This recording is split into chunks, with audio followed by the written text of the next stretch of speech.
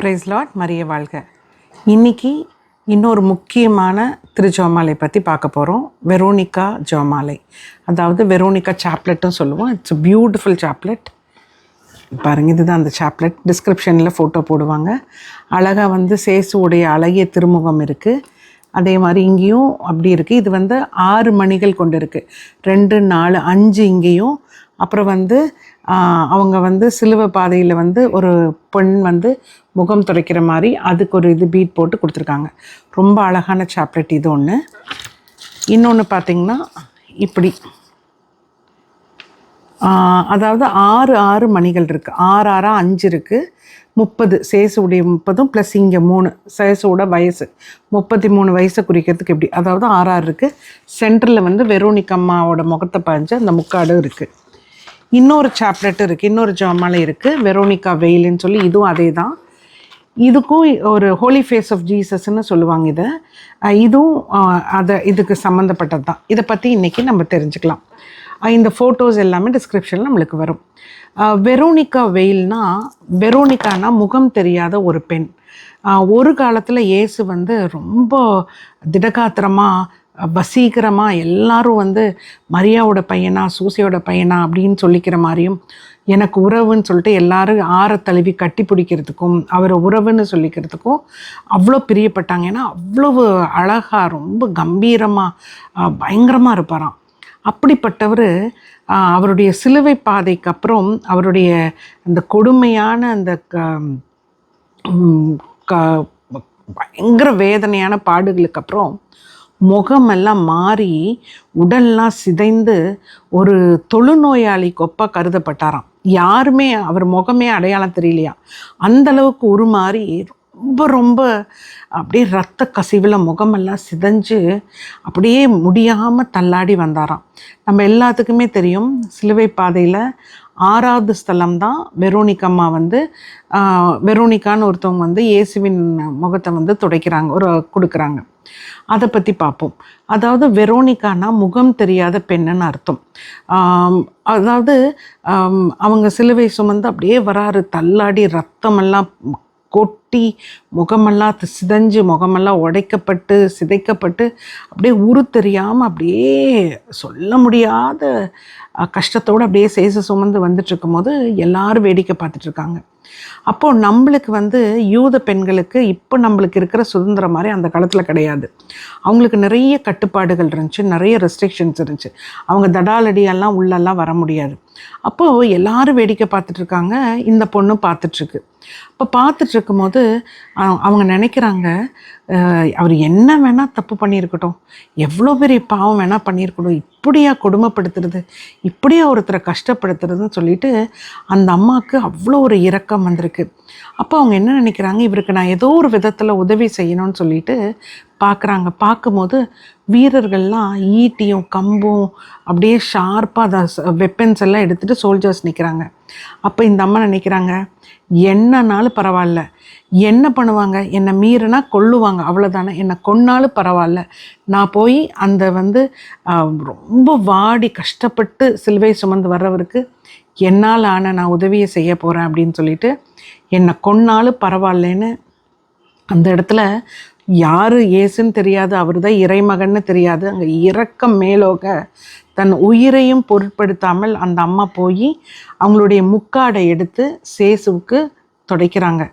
எவ்வளோ பெரிய ஆறுதல் அது ஆண்டவருக்கு இருந்துச்சுன்னா அவ்வளோ பெரிய ஆறுதலாக இருந்துச்சு. துடைக்கும் போது அதுக்கப்புறம் பார்க்குறாங்க, துடைச்ச பிறகு ஆண்டவருக்கு அது பெரிய ஆறுதலாக இருந்தது. அதுக்கப்புறம் துடைச்சதுக்கப்புறம் பார்க்குறாங்க, நம்மெல்லாம் துடைச்சோம்னா வேர்வை இருக்கும், அழுக்கு இருக்கும், இல்லை ரத்த கரைகள் தான் இருக்கும். ஆனால் அங்கே ஆண்டவருடைய அப்படியே அழகிய திருமுகம் அப்படியே பதிஞ்சிருச்சான். அப்படியே அந்த முக்காட்டில் சேசுவுடைய முகம் அப்படியே பதிஞ்சிருச்சு. அது எவ்வளோ பெரிய ஒரு அன்பு பாருங்கள், ஆசீர்வாதம் பாருங்கள், நம்ப முடியாத ஒரு இது. அப்போ இது என்ன காமிக்குதுன்னா, ஆண்டவர் அவருடைய அந்த அம்மா மேலே, அந்த அம்மாவின் அன்புக்கு இவர் இதோ என் அன்பு பரிசுன்னு சொல்லிட்டு தன்னுடைய முகத்தை அப்படியே பதிக்கிறார். இன்றைக்கும் நம்ம திருச்சபைக்கு கிடைச்ச முதல் திருப்பண்டம் ரெலிக் என்னன்னா வெரோனிகா வெயில் தான். ஸோ அந்த வெரோனிகா வெயிலுடைய முக்காடை பற்றி தான் பார்க்க போகிறோம். யோசிச்சு பாருங்களேன், எவ்வளோ இரக்கம் மேலோங்கி இருந்திருந்தா தான் உயிரையும் பொருட்படுத்தாமல் ஒரு பொண்ணு போய் ஆண்டவருக்கு ஆறுதல் கொடுத்துருப்பாங்க, முகத்தை தொடிச்சிருப்பாங்க. அதுக்கு ஆண்டவர் இதோ என் அன்பு பரிசுன்னு சொல்லி தன்னுடைய முகத்தை அப்படியே பதிச்சிட்டாரு. அந்த ஜெபமாலை தான் இன்னைக்கு ஹோலி வெயில், அதாவது வெயில் ஆஃப் வெரோனிகா சாப்லெட் ஜெபமாலை என்று அழைக்கப்படுகிறது. இது வந்து 2 வகையான ஜெபமாலைகள் இருக்குது. 2 வகையான ஜெபிப்பது முறையும் 2 வகையில் இருக்குது. அது என்னன்னா, இது பார்த்திங்கன்னா அழகா சாமியுடைய முகம் அந்த துண்டில் முக்காடில் பதிஞ்ச வெரோனிகா வெயில். இன்னும் வேட்டிக்கனில் இப்போ போன வாரத்தில், அதாவது இந்த 3 நாளுக்கு முன்னாடி சாமியுடைய அந்த அழகிய திருமுகம், அந்த பதிஞ்ச துணி இருக்குங்களா வெரோனிகா வெயில், அதை எடுத்து காமிச்சு டிஸ்பிளே பண்ணாங்க. நீங்கள் எல்லாருமே பார்த்துருப்பீங்க. அதோட இதுவும் நாங்கள் போடுறோம். இப்போது இந்த ஜெபமாலை எப்படின்னா 6 மணிகளாக 5 வரிசை இருக்குது. 6 5 30. அப்புறம் கீழே பார்த்தீங்கன்னா 3 இருக்குது. அதாவது 33 சாமியோட வயசை குறிச்சிருக்கு. அப்புறம் கீழே ஆண்டவருடைய அழகிய முகம் இருக்குது. இங்கே வெரோனிகா ஒரு அம்மா அப்படியே முக்காடு பதிஞ்சிருக்கு. இந்த ஜெபம் வந்து ரொம்ப ரொம்ப வல்லமையானது, ரொம்பவும் ஒரு அழகான ஜெபம். அது எப்படின்னு நான் சொல்கிறேன், கீழே டிஸ்கிரிப்ஷன்லேயும் போடுவாங்க. அதுக்கு அடுத்தது பார்த்திங்கன்னா இன்னொரு ஜெபமாலை இருக்குது. இதுவும் வெரோனிகா வெயில் தான், இயேசுவின் அழகிய திருமுக ஜெபமாலைன்னு சொல்கிறோம். இது ஜெபிக்கிறது எப்படின்னா, ஒரு சிஸ்டர் மேரி ஆஃப் சென்ட் பீட்டர்னு சொல்லிட்டு ஒரு கார்மலேட் நன்னு, அதாவது கர்மேல் மட ஒரு கன்னியாஸ்திரிக்கு சேச ஆண்டவர் காட்சி கொடுத்து எனக்கு பயங்கரமாக பிளாஸ்மீஸ் பண்ணுறாங்க, எனக்கு அவதூறு பண்ணுறாங்க, என்னோடய பெயரை என்னோட முகத்தை அசிங்கப்படுத்துகிறாங்க, என்னோட அன்பை புரிஞ்சுக்கவே இல்லை அப்படின்னு சொல்லி அவர் வெளிப்படுத்தி இந்த அழகிய திருமுகத்துக்குன்னு ஒரு ஜெபம் சொல்லி, இது சொன்னால் அந்த மாதிரி எனக்கு தேவதூஷணம், கடவுளுக்கு எதிராக செஞ்ச பாவங்களையெல்லாம் நான் மன்னிக்கிறேன் அப்படின்னு சொல்லிட்டு ஒரு ஜெபம் வந்து சொல்லி கொடுத்தாரு. அந்த ஜெபம் இதில் சொல்லுவோம். கோல்டன் ஆரோ ப்ரேயர்னு ஒன்று சொல்லுவாங்க. பயங்கர வல்லமையானது. அதாவது அது நம்ம ஒரு நாளைக்கு எத்தனை முறை ஜெபிக்கிறோமோ அவ்வளோ ஒரு ஆறுதல் நம்மளுக்கே தெரியும். பயங்கர ஆறுதலாக இருக்கும், பயங்கர ஒரு வல்லமையாக இருக்கும், பவர்ஃபுல்லாக இருக்கும். அந்த ஜெபமும் வந்து நம்மளை சொல்கிறாங்க. இந்த ஜெபமாலை ஃபுல்லாக அந்த மாதிரி ஆண்டவருடைய, அதாவது இயேசுவின் அழகிய திருமுகமே எங்கள் மேல் இரக்கமாயிரம், இயேசுவின் அழகிய திருமுகமே எங்கள் மேல் இரக்கமாயிரம்னு சொல்லி தான் இந்த 6 மணிகள் சொல்கிறோம். மீதி வந்து அந்த முன்னாடிக்கு ஒரு ப்ரேயர் கொடுத்துருக்காங்க, இந்த லாஸ்ட்டுக்கு ஒரு ப்ரேயர் கொடுத்துருக்காங்க. ரொம்ப வல்லமையானது. அந்த கோல்டன் ஆரோ ப்ரேயரும் வந்து சொல்லியிருக்காங்க. ஸோ இது 2 வகையாக இருக்குது. நம்ம வந்து இந்த கோல்டன் ஆரோ ப்ரேயர் என்னென்னா ரொம்ப ரொம்ப அழகான ப்ரேயர். அதை நான் என்னன்னு இப்போ நான் உங்களுக்கு வாசிக்கிறேன். நான்லாம் இதை டெய்லி ஒரு 2-3 தடவையாவது சொல்லிடுவேன். நீங்களும் அதே மாதிரி சொல்லுங்கள். இதை டிஸ்கிரிப்ஷன்லேயும் போடுறோம். ஏன்னா இப்போ தவக்காலத்தில் மட்டும்தான் சொல்லணுமானா இல்லை, எப்போ வேணால் சொல்லலாம். ஏன்னா நிறைய கடவுளுக்கு எதிராக நம்ம வந்து தெரிஞ்சோ தெரியாமலோ தெரிஞ்சே நிறைய வந்து தேவதூஷணம் பண்ணியிருக்கோம், எகெயின்ஸ்டாக சின் பண்ணியிருக்கோம், பாவம் பண்ணியிருக்கோம், ரொம்ப அவதூறு பண்ணியிருக்கோம். அதுக்காக இந்த ஜெபம். தேவனுடைய பரிசுத்தமான, மிக புனிதமான, அளவிட முடியாத, சொல்ல முடியாத திருப்பெயர் இப்பொழுதும் எப்பொழுதும் பூமியின் மேலும் பூமியின் கீழும் உள்ள எல்லாவற்றிற்கும் மேலாக ஸ்தோத்தரிக்கப்படுவதாக, ஆசிர்வதிக்கப்படவும் நேசிக்கப்படவும் வணங்கப்படவும் மகிமைப்படுத்தப்படவும் ஆகட்டும்.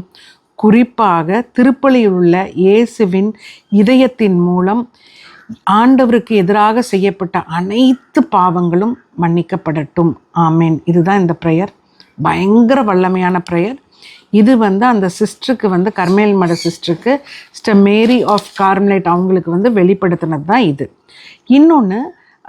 இன்னொரு ஜெபம் நான் சொன்னேன் இல்லையா, இந்த ஜெபமாலையோடது.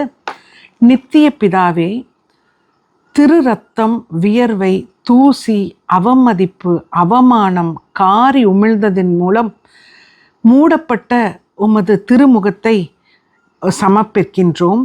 உமது திருப்பெயரை இகழ்ந்ததுக்கும் பாவிகளுக்கு பாவத்துக்கு பரிகாரமாக இந்த ஜெபத்தை ஒப்பு கொடுக்கின்றோம்னு சொல்கிறாங்க. அதாவது நித்திய பிதாவே, திரு ரத்தம், வியர்வை, தூசி, அவமதிப்பு, அசிங்கம் ஆகியவற்றால் மூடப்பட்ட இயேசுவின் திரு முகத்தை உமக்கு சமர்ப்பிக்கின்றேன். உமது திருப்பெயரை இகழ்ந்ததால் பாவத்தில் இருக்கும் எங்களுக்கு பரிகாரமாக இந்த ஜெபத்தை ஒப்பு கொடுக்குறோம்னு சொல்லி ஒப்பு கொடுக்கணும்.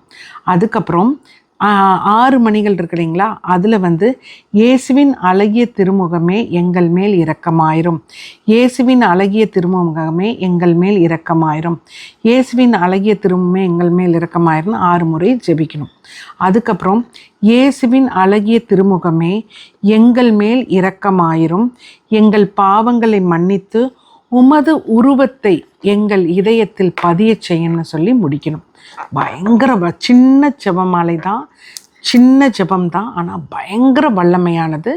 இந்த ஜெபத்தை நம்ம எல்லாரும் பக்தியோடு ஜெபிப்போம். ஏன்னா ஆண்டவருடைய அழகிய திருமுகம் நம்ம இதயத்தில் பதியணுங்கிறது மிகப்பெரிய ஒரு ஆசிர்வாதம். ஏன்னா நம்ம நிறைய இடத்துல ஒதுக்கப்படுறோம். இந்த ஜெபமாலை எதுக்காக ஜெபிக்கப்படுதுன்னா, நிறைய இடத்துல நம்ம ஒதுக்கப்படுறோம், அவமானப்படுத்தப்படுகிறோம். நிறத்தினாலையும் நம்மளுடைய அந்தஸ்தை பார்க்குறாங்க, இல்லை முகம் அழகா இல்லை, இல்லை ராசி இல்லை அப்படின்னு சொல்லி நிறைய இடத்துல நம்ம ஒதுங்கிக்கிறோம், ஒதுக்கப்படுறோம். நம்மளுக்கு அங்கீகாரம் கொடுக்கப்படுறதில்ல.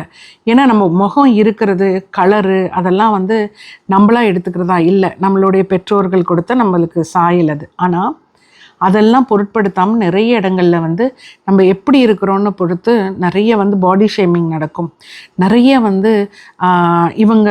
இவங்களையெல்லாம் நல்லா பார்த்துக்கலாம் அப்படின்னு சொல்லிட்டு சில பேர் அந்தஸ்தை வச்சு, இல்லை காக்கா பிடிக்கிறவங்கள வச்சு எல்லாம் பண்ணுவாங்க. ஸோ நிறைய இடங்களில் நம்ம காயப்பட்டு ஒதுக்கப்பட்டு இருக்கிறோம், ஒதுங்கி இருக்கிறோம். அந்த நிலை மாறி இயேசுவின் அழகிய திருமுகம் எப்படி அந்த பாடுகள்னால, வியர்வைனாலையும் நம்மளுடைய அவமதிப்புனாலையும் சிதைஞ்சு போன அந்த முகம் எப்படி அழகிய முகமாக வெரோனிகா அம்மாவுக்கு அன்பு பரிசாக கொடுத்தாங்களோ, இப்போ இந்த இயேசுவின் முகம் நம்ம இதயத்தில் பதிஞ்சு நம்முடைய காயங்கள், வருத்தங்கள், வேதனைகள் எல்லாம் போய் ஆண்டவருடைய முகம் நம்ம இருதயத்தில் பதிஞ்சிருச்சுன்னா அது தூய்மை ஆயிரும். யாரும் ஒதுக்க முடியாது. எந்த முகம் வேண்டாதக்குரிய முகமோ, எந்த முகம் ஒதுக்கப்பட்டதோ, எந்த முகம் ராசியற்ற முகமோ, அதையெல்லாம் மீறி நம்ம தான் எல்லாருக்கும் பிடித்தமானவர்கள் ஆயிடுவோம். அந்த முகம் பெளிவு பெறும். நிறைய இடத்துல நம்ம சொல்லுவோம், நான் முதல்ல எப்படி இருந்தேன்னு தெரியுங்களா, நான் எப்படி இருந்தேன், இப்போ நான் மாறிட்டேன் அப்படின்னு. நம்மளுக்கே நம்மளுடைய முன்னாடி ஃபோட்டோஸ் எல்லாம் பார்த்தா நம்மளுடைய முகமே மாறி இருக்கும். ஏன்னா நம்ம நிறைய வேதனைகள், கஷ்டங்கள், கவலைகள், ஸ்ட்ரெஸ், மனக்குமுறல்கள், மனவேதனைகள்னால நம்ம சிதைஞ்சு போய் ஒரு மாதிரி இருக்கும். ஆனால் இந்த இயேசுவின் அழகிய திருமுக ஜெபமாலையின் மூலம் நம்மளுக்கு ஒரு ஆறுதலும் பெரிய ஒரு நன்மையும், அந்த மாதிரி சிதைஞ்சு போய் ஒதுக்கப்பட்டு எனக்கு யாருமே இல்லை, எனக்கு யாருக்குமே என்னை பிடிக்காது அப்படின்னு சொல்லி ஒரு தனிச்சிருக்கிற நிலைமை மாறி பயங்கரமான ஒரு நன்மைத்தனம் கிடைக்கிறது தான் இந்த ஜெபமாலை. பயங்கர வல்லமையான ஜெபமாலை. இந்த நேரத்தில் இன்றைக்கு யாரெல்லாம் இந்த ஜெபத்தை ஜெபிக்கிறாங்களோ அவங்களுக்கு சிறப்பு ஆசீர் வழங்குவேன்னு சொன்னாங்க.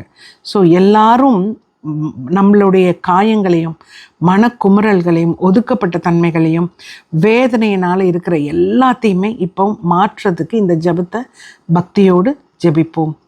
ஓ இயேசுவே, துன்பத்தால் காயமடைந்த உமது திருமுகமே எங்கள் மீதும் அகில உலகின் மீதும் இரக்கமாயிரும்.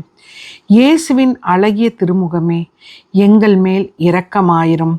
இயேசுவின் அழகிய திருமுகமே எங்கள் காயங்களையும், கஷ்டங்களையும், வேதனைகளையும், தனிமைகளையும் குணமாக்கி எங்கள் பாவங்களை அனைத்தையும் மன்னித்து எங்கள் இதயத்தை புது பொலிவு செய்து உமது அழகிய திருமுக உருவத்தை எங்கள் இதயத்தில் பதியச் செய்தருளும். ஆமேன். இந்த ஜெபம் பயங்கர வல்லமையான ஜெபம். இந்த ஒரு தடவை இப்படி ஜெபிக்கும்போது இந்த ஜெபமாலையை பார்த்துட்டு ஜெபிங்க. ஆண்டவர் நம்மளுக்கு அவ்வளோ ஒரு அமைதியை தருவார். நான் இருக்கிறேன் உனக்காகன்னு சொல்லி அவருடைய இதயத்தை, அன்பை, இதோ அன்பு பரிசுன்னு சொல்லி நம்மளை எல்லா கஷ்டத்திலிருந்தும் நம்மளை வெளிக்கொண்டு வந்துடுவார். அந்த விசுவாசத்தோட இந்த இயேசுவின் அழகிய திருமுகத்தை ஒரு தடவை முத்தி செய்து அனைவரும் இந்த ஜெபத்தை பக்தியோடு ஜெபிப்போம். மமா லவ்ஸ் யூ ஆல்.